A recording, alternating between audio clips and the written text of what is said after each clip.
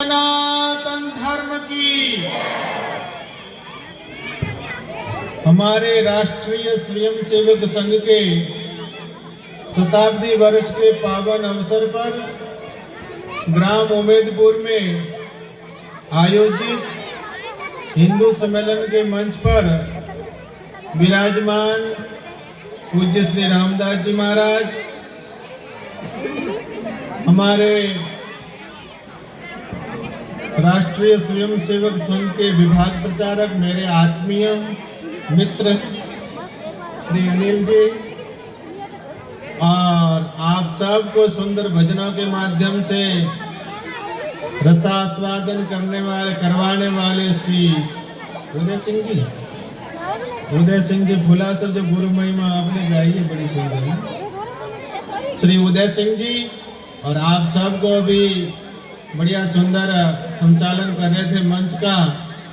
ऐसे हमारे श्री सचिन जी, जो बचपन में एक बार रामदेव जी आए थे पथमेड़ा गोधाम, जब ये छोटे थे, अभी तो इनकी दाढ़ी मूछें आगे बड़े हो गए, तो छोटी उम्र में बहुत सुंदर कविता सुनाई थी इन्होंने। ऐसे सचिन जी, और पूरे कार्यक्रम का संयोजन करने वाले श्री खेताराम जी, हमारे आवर से पधारे नगर पालिका के पूर्व चेयरमैन श्री सुरेश जी, और सभी प्रभुजन,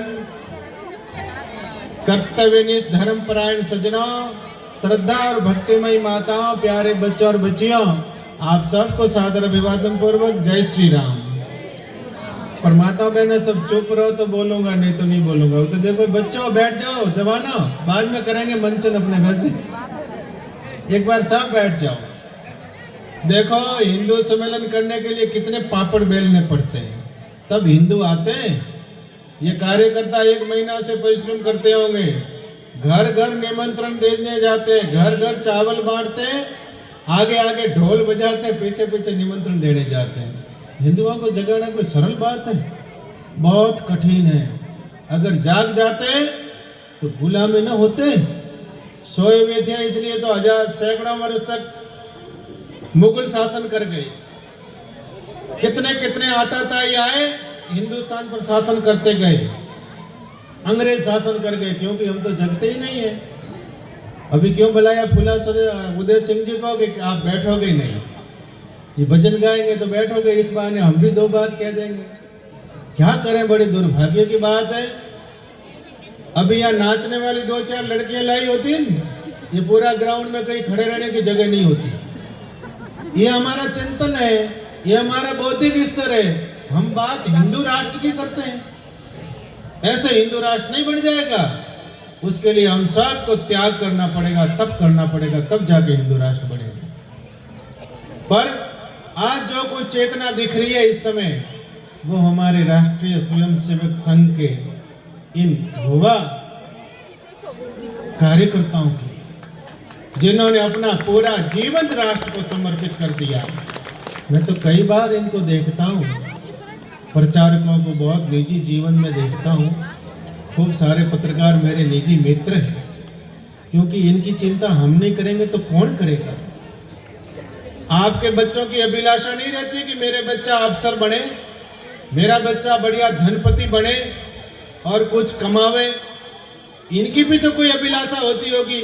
इन्होंने सारी अभिलाषाएं, सारी आकांक्षाएं माँ भारती के चरणों में अर्पित कर दी और अपने आप को माँ भारती के चरणों में सेवा में समर्पित कर दिया। ऐसे प्रचार सज्जनों, आज उस संस्था को शताब्दी वर्ष, 100 वर्ष पूरे हो गए, और 100 वर्ष में भी अनेक उपलब्धियां हैं उस संगठन की। कोई कहेगा हम संघ के कार्यकर्ता, ये संघ के कार्यकर्ता नहीं, हम पूरा हिंदू समाज मिलके ही राष्ट्रीय स्वयंसेवक संघ बनता है। संघ का अर्थ क्या है? समूह। ऐसा नहीं है कि कार्यकर्ता बच्चे दौड़ने वाले यही संघ के कार्यकर्ता है, हम घरों में बैठने वाले संघ के कार्यकर्ता नहीं है, या हम संघ वाले नहीं है, ये संघ वाले, ऐसा नहीं है। हम सब संघ वाले लोग हैं, हम सब मिलकर के राष्ट्रीय स्वयंसेवक संघ बनता है। संघ का उद्देश्य क्या है? हिंदुओं को जगाना। संघ का उद्देश्य क्या है? भारत को उन्नत बनाना, भारत का उत्थान करना, भारत का विकास करना। क्या हमारा सबका ये भाव नहीं है? जब हमारा सबका ये भाव है तो हम सब मिलकर के संघ बनता है और हम सभी का परम कर्तव्य है कि हम इस कार्य में अपने आप को सहभागी बनाएं। सजना, हम सभी लोग परम सौभाग्यशाली हैं। आपके सौभाग्य की तो देवता भी प्रशंसा करते होंगे, आपके सौभाग्य की भगवान भी प्रशंसा करते होंगे। हम लोग परम सौभाग्यशाली है कि हमको भारत की पुण्य भूमि पर जन्म लेने का अवसर मिला है। आप कहोगे भारत पुण्य भूमि क्यों है? भारत पुण्य भूमि इसलिए है, यहाँ पर भगवान राम, कृष्ण, बुद्ध और महावीर अवतार लेते हैं। ये भारत की पुण्य भूमि इसलिए है, यहाँ पर गंगा, यमुना, सरस्वती, नर्मदा, कृष्णा, कावेरी, सरयू, सिंधु जैसी पवित्र नदियां बहती है। ये भारत की पुण्य भूमि इसलिए है, यहाँ पर गौ माता जैसा पवित्र प्राणी विचरण करता है। ये भारत की पुण्य भूमि इसलिए है, यहाँ पर देवता रमण करने आते हैं। ये भारत की पुण्य भूमि इसलिए यहाँ पर संत, सूरवीर और भामाशाह जन्म लेते हैं। अरे सज्जनों, ऐसी भूमि पर हमको जन्म मिला है। श्रद्धेय अटल बिहारी वाजपेयी जी ने कहा था कि भारत की भूमि कोई जमीन का टुकड़ा नहीं है, ये वंदन की भूमि है, ये अभिनंदन की भूमि है, ये अर्पण की भूमि है, ये तर्पण की भूमि है। यहाँ की प्रत्येक नदी गंगा है और यहाँ कंकर कंकर में शंकर है। हम जिएंगे तो भारत के लिए और मरेंगे तो भारत के लिए। मरने के पश्चात हमारी अस्थियों को कोई गंगा जी में कान लगाकर विसर्जित अस्थियों को कोई गंगा जी में कान लगा के सुनेगा तो एक ही आवाज आएगी, भारत माता की जय। हम उस संस्कृति को मानने वाले लोग हैं, हम सनातन संस्कृति को मानने वाले लोग हैं, हम सनातन धर्म को मानने वाले लोग हैं। हमको क्या आवश्यकता पड़ेगी सनातन धर्म को मानने वाले लोगों को हिंदू सम्मेलन करने की? हिंदू सम्मेलन क्यों किए जा रहे हैं? क्या हमारी कोई संख्या बढ़ानी है इसलिए हम हिंदू सम्मेलन कर रहे हैं? या आपसे हमको रुपया इकट्ठा करना है इसलिए हम हिंदू सम्मेलन कर रहे हैं? या क्या हमको आपसे वोट लेना है इसलिए हिंदू सम्मेलन कर रहे हैं? नहीं, हम हिंदू सम्मेलन इसलिए नहीं कर रहे हैं। हम हिंदू सम्मेलन इसलिए कर रहे हैं कि हिंदू का अपने व्यक्ति के स्वयं के प्रति क्या कर्तव्य है, उसका परिवार के प्रति क्या कर्तव्य है, उसका राष्ट्र के प्रति क्या कर्तव्य है, उसका धर्म के प्रति क्या कर्तव्य है, इसकी जानकारी देने के लिए हिंदू सम्मेलनों का आयोजन किया जा रहा है। सुजनों, हम भगवान राम की संतान है, हम भगवान कृष्ण की संतान है। हमारे आराध्य भगवान राम कृष्ण है। भगवान राम कृष्ण की संतान की आज ऐसी हसरी स्थिति क्यों हुई? भगवान राम को मानने वाले, भगवान कृष्ण को मानने वाले, सनातन धर्म में जन्म लेने वालों की ऐसी स्थिति क्यों हो रही है? इस पर भी हम सबको चिंतन और मनन करना चाहिए, विचार करना चाहिए। अरे क्या कोई अन्य भूमि पर जन्म लेके भगवान की आराधना कर सकता है? क्या कोई दूसरे राष्ट्र में जन्म लेके भगवान की उपासना कर सकता है? क्या कोई दूसरे राष्ट्र में जन्म लेके कोई 84 से चक्कर से छूटने का उपाय कर सकता है? क्या और कोई राष्ट्र में जन्म लेने वाला प्राणी ये मानता है कि मेरे ऊपर मैं 4 पुरुषार्थों को प्राप्त करूं? नहीं कर सकता है। ये केवल भारतवासी कर सकता है, इसलिए हम सौभाग्यशाली हैं। सज्जनों, 4 चीजों तो हमारे में पशुओं में समान रूप से, भूख प्यास हमको भी लगती है और भूख प्यास पशु पक्षियों को भी लगती है। सर्दी गर्मी हमको भी लगती है, सर्दी गर्मी पशु पक्षियों को भी लगती है। घर बनाने का काम मानव भी करता है और घर बनाने का काम पशु पक्षी भी करते हैं। संतान उत्पन्न करके पालन पोषण करना मानव भी करता है, पशु भी करते हैं। फिर हमारे में पशुओं में क्या अंतर है? केवल इतना ही अंतर है कि भगवान ने उनको समझ नहीं दी, हमको प्रभु ने समझ दी है। क्या समझ दी है? मैं कोई गलत कार्य करूंगा तो मुझे पाप लगेगा, मैं कोई सुकृत कार्य करूंगा तो मुझे पुण्य होगा। मानव वो है जो दूसरों के लिए जिए, अपने लिए तो सब जीते हैं। सज्जनों, और कहीं भी सामाजिक व्यवस्था नहीं है, केवल भारतवर्ष में सामाजिक व्यवस्था है। वो सामाजिक व्यवस्था क्यों है, इसके बारे में 2 बात आपसे निवेदन करता हूं। कई लोग कहते हैं कि जाति पाति खत्म कर दो। मैं इसके पक्ष में नहीं हूं, इसका तर्क आपको दूंगा, इसलिए पक्ष में नहीं हूं कि जाति पाति खत्म नहीं करनी है, हमको जातिवाद खत्म करना है, हमको भेदभाव खत्म करना है। जाति कैसे खत्म कर दोगे आप?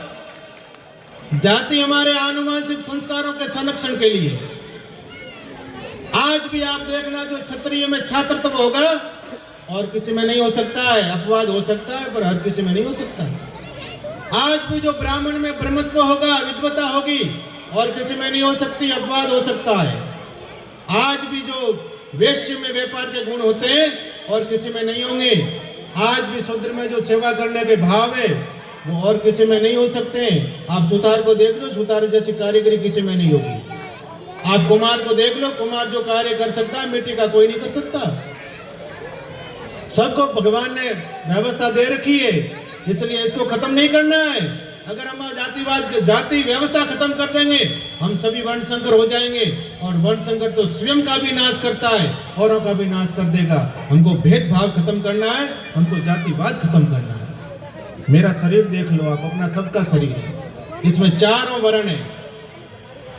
ये क्षत्रिय, ये ब्राह्मण है, सिर को ब्राह्मण कह दो आप, भुजाओं को क्षत्रिय कह दो आप, पेट को वैश्य कह दो, पांवों को शूद्र कह दो। आप ईमानदारी से बताना जितने भी लोग विराजे हो, क्या एक के बिना शरीर पूरा हो सकता है? मेरे हाथ पांव पेट खूब अच्छा हो, माथा मेरा खराब हो तो मैं कोई सही निर्णय करूंगा क्या? क्या कहेंगे, साला पागल घूम रहा है कोई। मेरे हाथ सही हो, पेट सही हो, सिर सही हो, पांव ना हो तो लोग मुझे लंगड़ा कहेंगे, कहीं मैं जा भी नहीं सकूंगा, अधूरा हूं। मेरे हाथ पांव सही हो, सिर सही हो, पेट सही नहीं हो, घर से बाहर नहीं निकल सकता हूं, क्योंकि पेट खराब होगा तो बार बार शौचालय जाना पड़ेगा। पेट सही हो, माथा सही हो, पांव सही हो, हाथ ना हो तो क्या करूंगा? कुछ नहीं कर सकता। इसलिए एक के बिना एक अधूरा है। उसी प्रकार से समाज में हम अनेक प्रकार है और एक के बिना एक हम अधूरे हैं। हम सब मिलकर के जिस प्रकार से शरीर बनता है, ऐसे हमारा सब जातियां मिलकर एक भारतवर्ष बनता है। जाति व्यवस्था क्या है?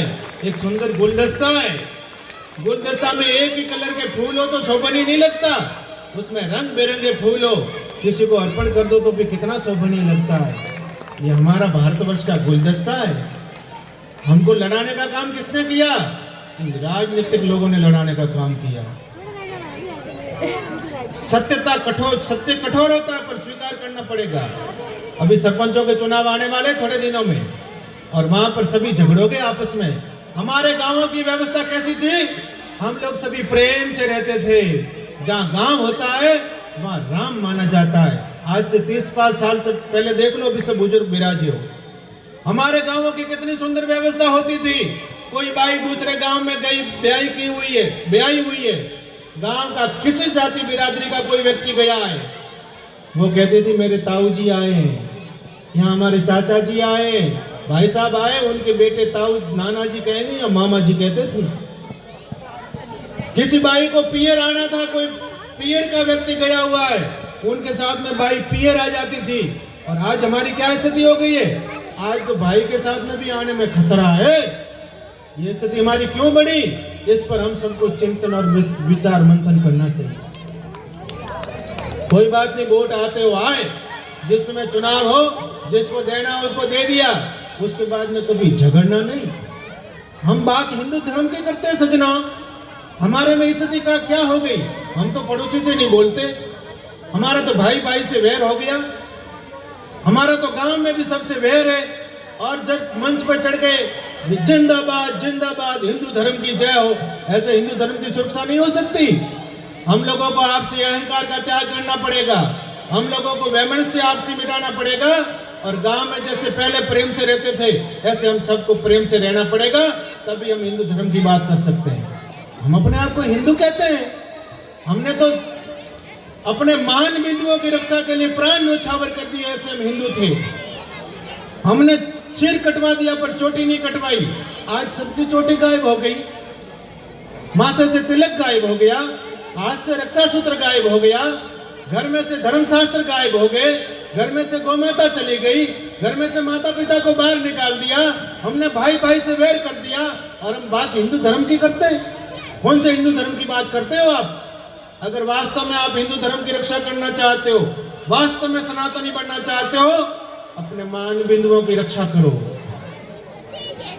हम तो पूरे अंग्रेज बन गए इस समय, हमारे घर में नाम अंग्रेजी रखने लग गए। हम लोग अपने नाम बच्चों के नाम अंग्रेजी रखते हैं। माताओं बहनों, आपसे निवेदन करना है, मैं जहाँ भी जाता हूँ 4-5 बातें कहता हूँ। किसी भी परिवार को, किसी भी समाज को, किसी भी राष्ट्र को, किसी भी व्यक्ति को आगे बढ़ना हो तो उसमें 5 चीजें जरूरी हैं। सबसे पहले संस्कार चाहिए। किसी भी परिवार को आगे बढ़ना हो, समाज को आगे बढ़ना हो, राष्ट्र को आगे बढ़ना हो। थोड़ी देर बच्चों को थोड़ा नियंत्रित करो रे प्यारे, क्यों इनको हलचल करवा रहे हो? खुद भी नहीं सुने, औरों को भी नहीं सुनते। बहन जी, इनको बैठाओ, थोड़ी देर बैठ जाओ बेटा। सब क्यों विक्षेप कर रहे हो? अरे भाई सब बैठो नीचे, कोई खड़ा नहीं रहेगा, नीचे बैठो।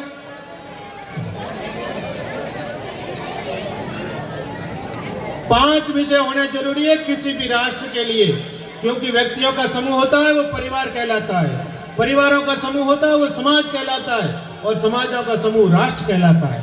इसलिए व्यक्ति की जिम्मेदारी बनती है। क्या जिम्मेदारी बनती है? इन 5 चीजों को आप भी ध्यान में रखना। सबसे पहले अच्छे संस्कार होने चाहिए, फिर संस्कार से युक्त शिक्षा होनी चाहिए, व्यसन मुक्ति होनी चाहिए, समृद्धि और स्वावलंबन होना चाहिए, 5वां विषय संगठन होना चाहिए।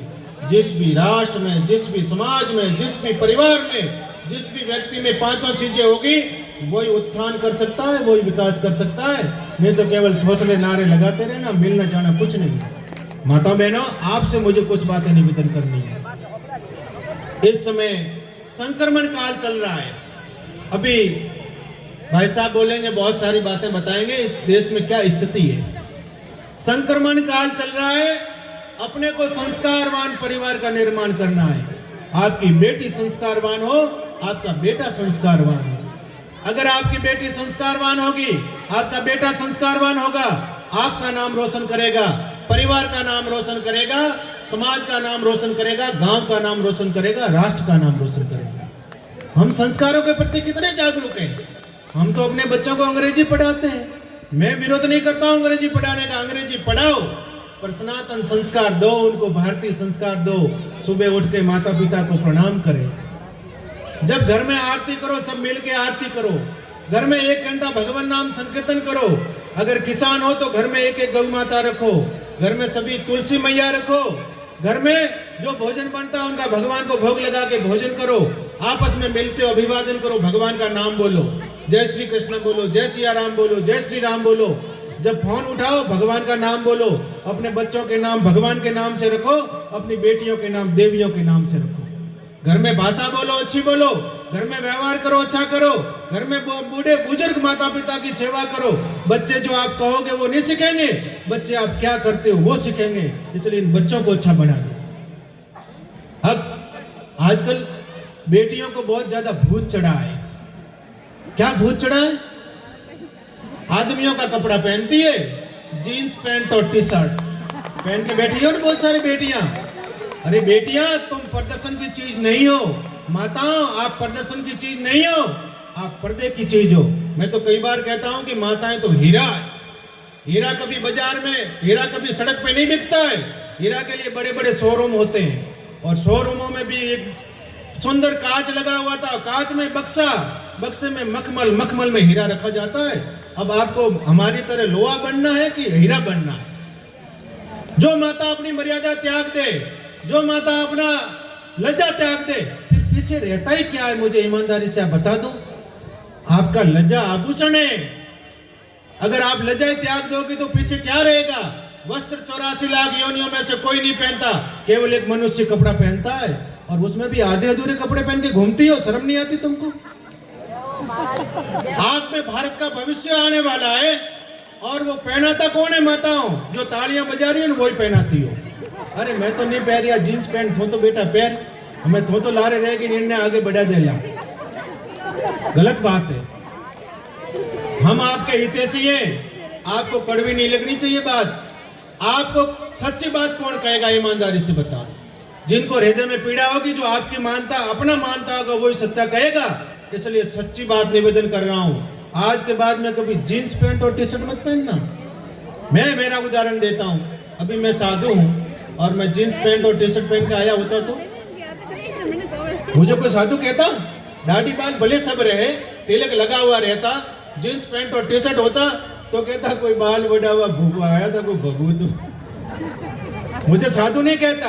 मेरे अंदर एक भी साधु के गुण नहीं है, कपड़ा पहना हुआ हूं तो सब आप साधु मान रहे हो। दूसरी बात सुन लो, आदमी लोग अब आप ऐसा करो, आगे से आप भी महिलाओं के कपड़े पहनो सभी। क्या बात है, जब महिला आपके कपड़े पहन रही है तो अपने भी विकास करो। इन्होंने विकास कर लिया कि आदमियों से महिला बन गई, महिलाओं से आदमी बन गई, अपने भी विकास करो। अपने आदमी सब साड़ी पहनो, घाघरा चुंदरी पहनो। अब बताओ ईमानदारी से, अगर ये लोग सभी घाघरा चुंदरी पहने है आदमी, पर आपको कोई आदमी कहेगा? क्या कहेंगे? खातड़े। अभी प्रभाव किसका है? इस वस्त्र का प्रभाव है। हंसने की बात नहीं, दुख की बात है। दूसरी बात निवेदन करता हूं कि वस्त्र का प्रभाव कितना होता है। अगर मैं ये कपड़ा पहन के सिनेमा हॉल में मेरी तरह 2-4 साधु चले जाए, आप जाओ, आपको कोई नहीं कहेगा कि सिनेमा हॉल में क्यों आए हो। और हम 2-4 चला जाए तो बाप जी कोई बुद्धि खराब हो जाए आया। ये प्रभाव वस्त्र का है, इसलिए अच्छा वस्त्र पहनो। और घाघरा चुंदरी तो सबके लिए है, साड़ी सबके लिए, चाहे छोटी बेटी पहनेगी तो भी सुंदर लगेगी। कैसी बेटी देखो आप, कितनी सुंदर लग रही है, केसरिया साड़ी पहनी हुई। छोटी बेटी पहनेगी तो भी अच्छी लगेगी, और बड़ी माँ पहनेगी तो भी अच्छी लगेगी। जिसको जो वेशभूषा निर्धारित है वो पहननी चाहिए। और क्या करती हो, खूब सारे दुर्गुण हैं आप लोगों में। अब सारा ठेका मुझे दिया है बताने का, मेरे ऊपर नाराज और हो जाओगी। पर आपको इसलिए कह रहा हूं क्योंकि आप परिवार की रीढ़ की हड्डी हो। जैसे शरीर में हमारे सबके रीढ़ की हड्डी है, अगर रीढ़ की हड्डी में थोड़ा सा मन का खुसक जाता है, पूरा शरीर बेकार हो जाता है। जिस भी परिवार में अगर माँ बहन गड़बड़े, कभी परिवार अच्छा नहीं हो सकता। इसलिए आपको अच्छा रहना है, आपसे ही परिवार बनता है। अगर आप अच्छी हो जाओगी, आप में तो कितना सामर्थ्य है, भगवान रामकृष्ण को भी आप धरती पर उतार सकती हो। आज तक भगवान रामकृष्ण के अवतार हुए, वो भी माँ की गर्भ से हुए। चाहे संत जन्मा हो, चाहे सूरवीर जन्मा हो, चाहे भामाशाह जन्मा हो, कोई भी जन्म लिया माँ के गर्भ से जन्म लिए। पर माँ की स्थिति ऐसी क्यों हो गई? हमारे 16 संस्कार है, उसमें से केवल 2 संस्कार याद है हम लोगों को, केवल विवाह संस्कार और अंतिम संस्कार। 14 संस्कार तो हमको याद नहीं है। क्यों याद नहीं है? गर्भाधान संस्कार होना चाहिए। अरे हम किसी को नया जीवन देने जा रहे हैं, उसके बारे में हमने सोचा ही नहीं। संतान क्या है आपकी? संतान पिता का चरित्र और माँ का चिंतन।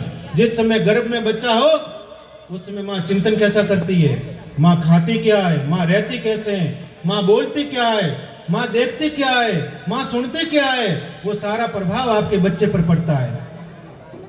इस समय क्यों? उस समय भगत सिंह जी जैसे बालक हो गए, महाराणा प्रताप जैसे हो गए, छत्रपति शिवाजी जैसे हो गए, भक्तिमती मीराबाई जैसी देवियां हो गई। इस समय क्यों नहीं हो रहे? क्यों अकाल पड़ रहा है? क्योंकि वो हमारे अंदर ही नहीं है, तो कहां से आएगी संतानें? ऐसे संतानों के लिए आपको जैसा शास्त्र में बताया वैसा बनना पड़ेगा। माताओं बहनों, आप अपने आप को सामान्य क्यों मानती हो? आप विशेष हो। मैं तो कई बार निवेदन करता हूं कि माँ है, चाहे भगवान कह दो या माँ कह दो, 2 है ही नहीं। क्योंकि भगवान को कोई जिकारा नहीं देता है और माँ को कोई जिकारा नहीं देता। सब तू कहते हैं, जहां अपनापन होता है वहीं तू कहा जाता है। शास्त्र कहता है कि अपने चमड़े की जूती बना के माँ को पहना दो तो भी माँ का कर्जा नहीं उतर सकता। इतना माँ का व्यवहार। और वो माँ सामान्य कैसे हो सकती है? एक पिता सामान्य कैसे हो सकते हैं? हम सबको माँ का सम्मान करना है, पिता का सम्मान करना है, बुजुर्गों का सम्मान करना है। हम सब मिलकर राष्ट्र के लिए कुछ उत्सर्ग करना है। मैंने इस राष्ट्र से अन्न लिया है, मैंने इस राष्ट्र का जल पिया है, मैंने इस राष्ट्र की हवा ली है, मैंने इस राष्ट्र की धरती माता का उपयोग किया है। इसलिए मेरा कर्तव्य बनता है कि जब राष्ट्र पे कभी विपदा आए तो मेरे अंदर जो सामर्थ्य है, वो सामर्थ्य के अनुसार मैं राष्ट्र के लिए कुछ उत्सर्ग करूं। यही मानवता है। अगर मैं कुछ उत्सर्ग नहीं कर सकता हूं तो फिर मानवता है ही नहीं। इसलिए सज्जनों, अच्छे संस्कार हो।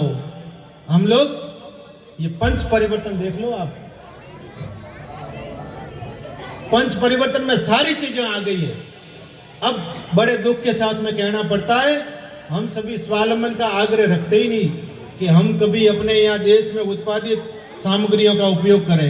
आज से 30-40 साल पहले चले जाओ, कितने लोग बाजार से सब्जी लाते थे, कितने लोग बाजार से वस्तुएं लाते थे। मेरे जीवन की बात बता रहा हूँ, मैंने मेरे आंखों से देखा हुआ, किसान का बेटा हूँ, बहुत किसान के घर में पला हूँ, इसलिए पता है कि कितना स्वावलंबी जीवन था।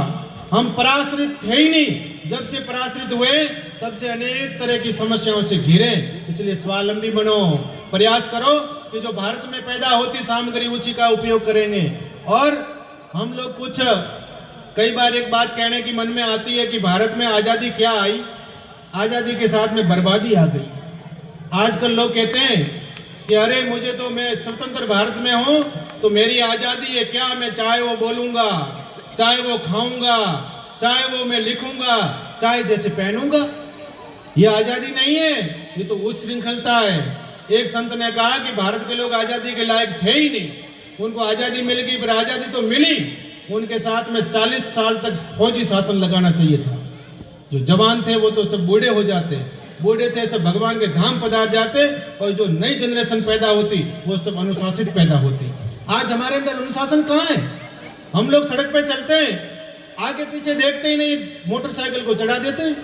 हम लोग मुड़ते हैं, आगे पीछे देखते ही नहीं, मुड़ जाते हैं। हम लोग किसी कार्यालय में जाते हैं, मुंह में गुटखा डाला हुआ थूक देते हैं। हम लोग रेलवे स्टेशन पे जाते हैं, कचरा थैली प्लास्टिक में नमकीन था, खाया और वहीं फेंक दिया। हमने पानी पिया, वहीं फेंक दिया। हमने सामूहिक विकास करना चाहिए था, वो विकास नहीं किया, व्यक्तिगत विकास किया।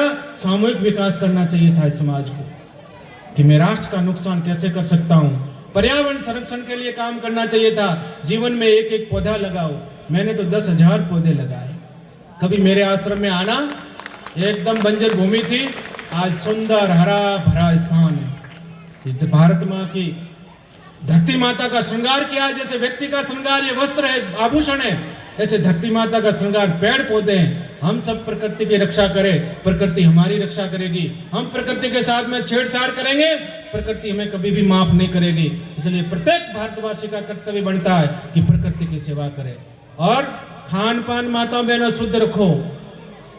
घर में प्रयास करो गौ माता का घी लाएंगे, घर में प्रयास करो गौ माता का दूध लाएंगे, घर में प्रयास करो जैविक सब्जियां लाएंगे, घर में प्रयास करो जैविक अन्न काम में लेंगे। अगर हमारा खान पान शुद्ध होगा, हमारा मन अच्छा रहेगा, हमारी बुद्धि अच्छी रहेगी, हमारा चित्त अच्छा रहेगा, हमारा तन अच्छा रहेगा। पहले हमारे सभी लोग 100 वर्ष तक जीते थे, कोई बीमारियां नहीं होती थी। आज हम लोग जहर खा खा करके बहुत सारा रुपया चिकित्सा में बर्बाद कर रहे हैं। ये जिम्मेवारी आपकी है माताओं बहनों। आप जाती हो बाजार से, सस्ता घी दे करके लाती हो, सस्ता तेल दे करके लाती हो। 4 चीजें रसोई में जहर है, उसका त्याग कर देना। कभी रिफाइंड ऑयल घर में मत लाना, अपने यहाँ घानी का तेल लाओ। कभी भी डेयरी का घी मत खाओ, भैंस का घी मत खाओ, उसकी जगह आप तेल खा लो। सफेद चीनी नहीं खानी, सफेद नमक नहीं खाना। सफेद चीनी की जगह बूरा आता है, देसी बूरा, वो काम में लो। नमक सफेद की जगह आप सेंधा नमक काम में लो। ये 4 जहर है, घर से निकाल दो, सब स्वस्थ हो जाओगे। तन से भी स्वस्थ रहोगे, मन से भी स्वस्थ रहोगे। हम तो यही कल्पना लेकर के चल रहे हैं कि संस्कारवान भारत बने, सुशिक्षा से संपन्न भारत बने, व्यसन मुक्त भारत बने, समृद्धिशाली भारत बने और संगठित भारत बने। इन्हीं भावों के साथ में मेरी वाणी को भगवान के चरणों में अर्पित करता हूँ। आप सभी कार्यकर्ताओं को, सभी भामाशाहों को, सभी ग्रामवासियों को और सभी अतिथियों को हृदय से खूब खूब साधुवाद और धन्यवाद देता हूँ। सत्य सनातन धर्म की जय।